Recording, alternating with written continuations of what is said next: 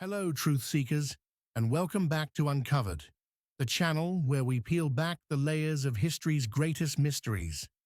I'm your host, your name, and today we're diving into one of the most debated conspiracies of all time. On July 20th, 1969, the world watched in awe as Neil Armstrong took his first steps on the moon, uttering those iconic words, "That's one small step for man, one giant leap for mankind." But what if I told you it might all have been a lie? A carefully crafted hoax staged by NASA to win the Cold War against the Soviet Union? Buckle up, because in this video, we're uncovering the moon landing hoax. Did NASA fake it? Hit that subscribe button and ring the bell, because this is one journey you won't want to miss. Today, we'll explore the strange evidence, the whistleblowers, and the theories that have kept this debate alive for over 50 years. Is it possible the greatest achievement in human history was filmed in a studio? Let's find out together.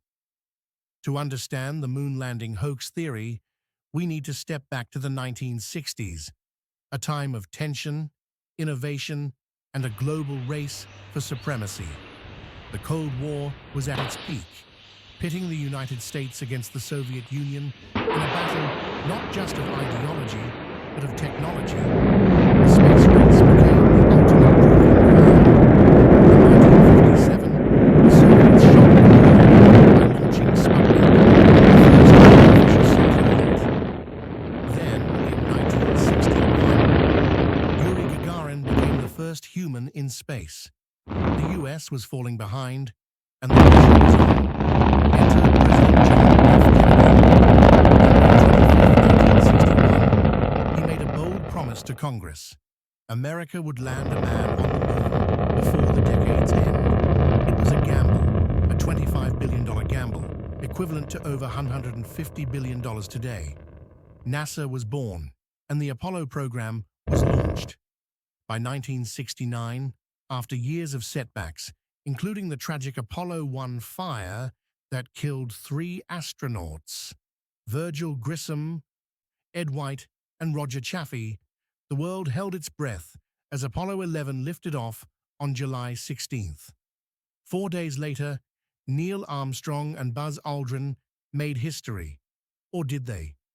The official story is that they spent over 21 hours on the lunar surface, collecting 47.5 pounds of moon rocks and leaving behind experiments.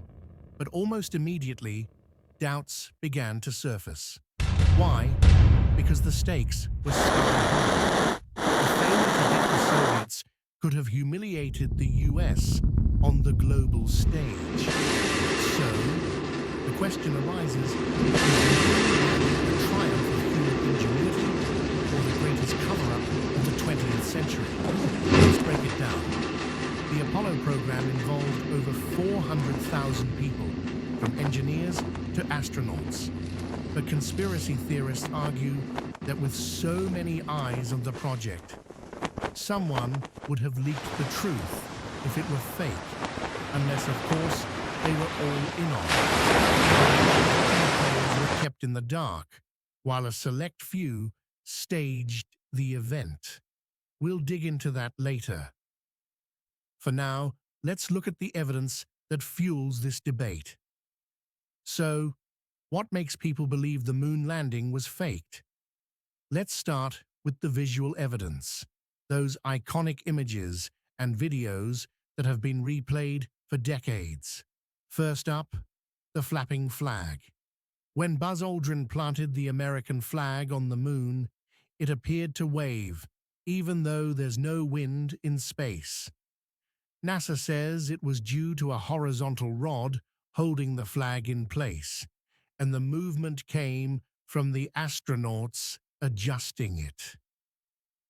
But skeptics argue this looks too natural, like it was filmed on Earth with a breeze. Watch this clip again. The fabric ripples in a way that defies the vacuum of space. Could this be a slip-up from a Hollywood set? Next, let's talk about shadows. In the Apollo photos, shadows fall in multiple directions, which seems odd for a single light source, the sun. Conspiracy theorists claim this proves artificial lighting, like studio spotlights, was used. NASA counters that the moon's uneven surface and reflected light from the lunar soil caused this effect. But is that enough to explain it? Look at this image from Apollo 11. The shadows of the astronauts and the lunar module don't align. It's as if multiple light sources were at play, perhaps studio lights. Then there's the lack of stars. In all the moon photos, the sky is pitch black, with no stars visible. On Earth, we see stars at night, because of our atmosphere scattering light.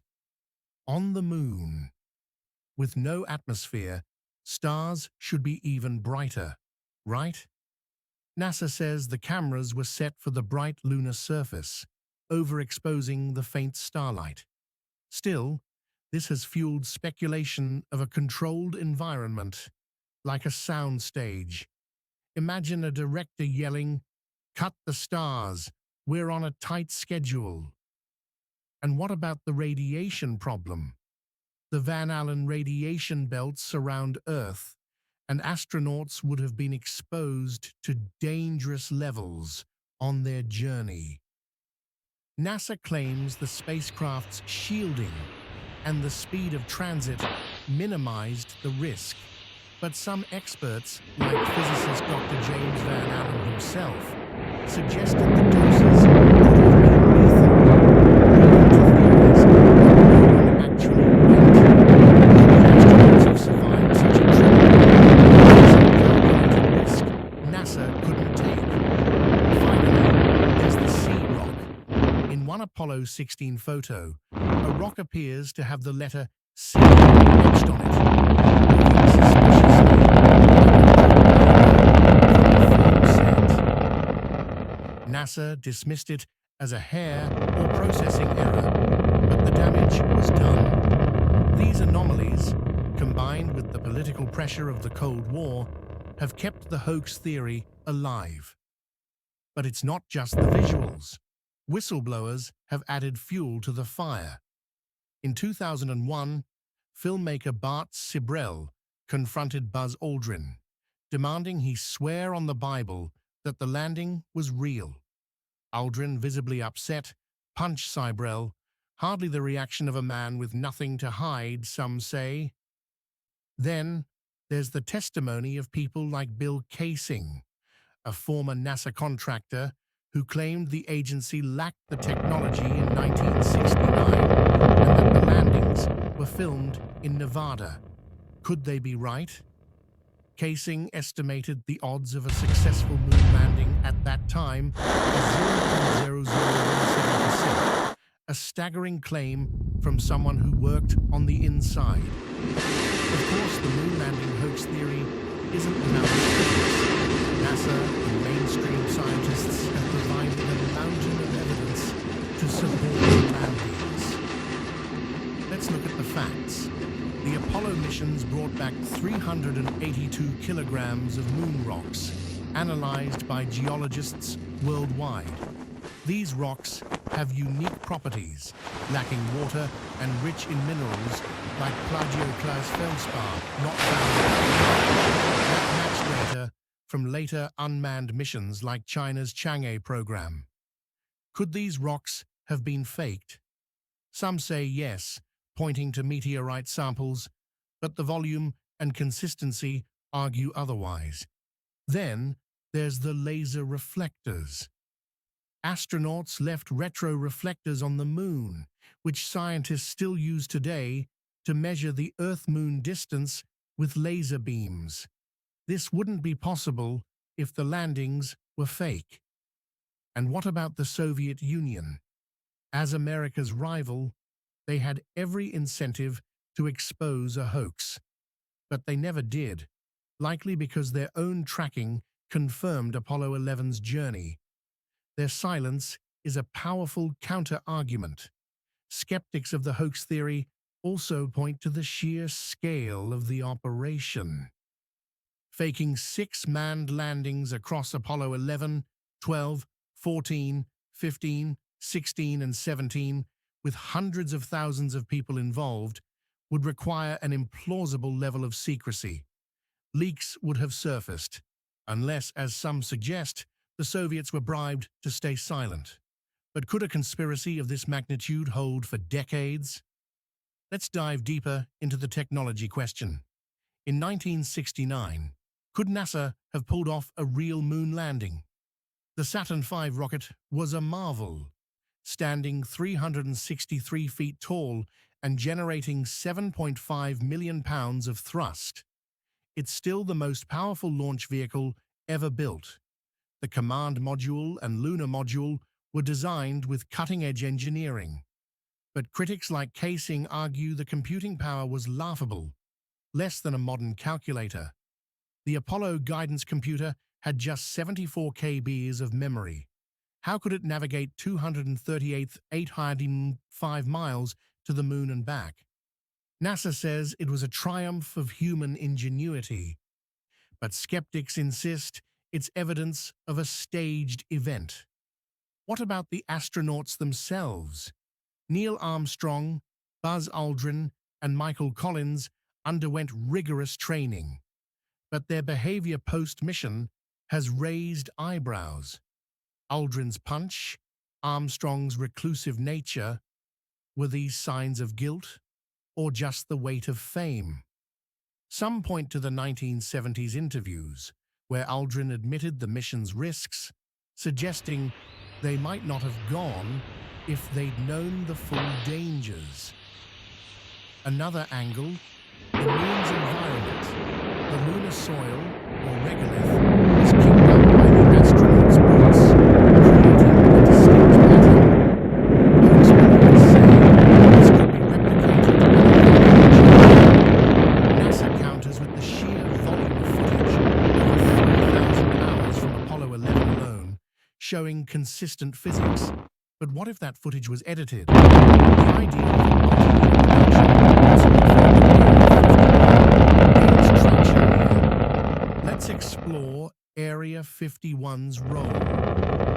This secretive base in Nevada has long been linked to UFOs and conspiracies, including Roswell. Some claim the moon landings were staged there, using advanced sets and special effects. Declassified documents show Area 51 tested U-2 spy planes in the 1950s, but nothing confirms a film studio. Still, the lack of transparency fuels speculation.